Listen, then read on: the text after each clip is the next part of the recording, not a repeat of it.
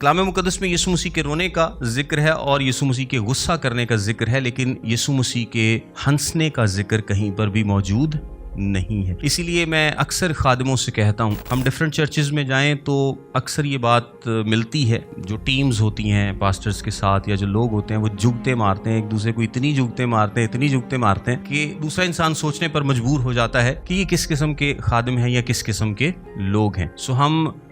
لوگوں کو منع کرتے ہیں کہ جتنا زیادہ آپ سیریس رہیں گے، جتنا زیادہ آپ سوبر رہیں گے، اتنا ہی لوگ آپ کی عزت کریں گے۔ ایک خادم، اس کے پاس جتنا مرضی علم ہے، جتنا مرضی نالج ہے، وہ جتنا مرضی جانتا ہے، لیکن اگر اس کی طبیعت میں سیریسنس نہیں ہے، سنجیدگی نہیں ہے، تو لوگ اس کو سیریس نہیں لیں گے۔ ہر ویلے وہ جگتاں کراندا رہندا ہے، لطیفے چٹکلے چھڑدا رہندا ہے، تو لوگ اس کی عزت نہیں کریں گے اور ڈیفینیٹلی لوگ اس کی بات کو سیریس نہیں لیں گے۔ لوگ ایکسپیکٹ کریں گے کہ ہاں پھر پادری صاحب کوئی جگت مارن، کوئی ہو جی گل کرن تے پھر سواد او، یعنی انہاں دی جگتاں تے زیادہ دھیان دین گے تے سیریس گل تے دھیان نہیں دین گے۔ اسی طرح چرچ میں خادمین کو خاص طور پر سنجیدہ طبیعت ہونا چاہیے، سیریس رہنا چاہیے۔ سیریس کا مطلب یہ نہیں ہے کہ آپ کی زندگی میں بالکل ہی کوئی دکھ آ جائے، دکھ کا مطلب یہ نہیں، مطلب یہ کہ آپ کی طبیعت میں سنجیدگی ہونی چاہیے، آپ کی طبیعت میں ایک سیریسنس ہونی چاہیے جس سے لوگ آپ کی کیا کریں، عزت کریں، آپ کی بات سنیں۔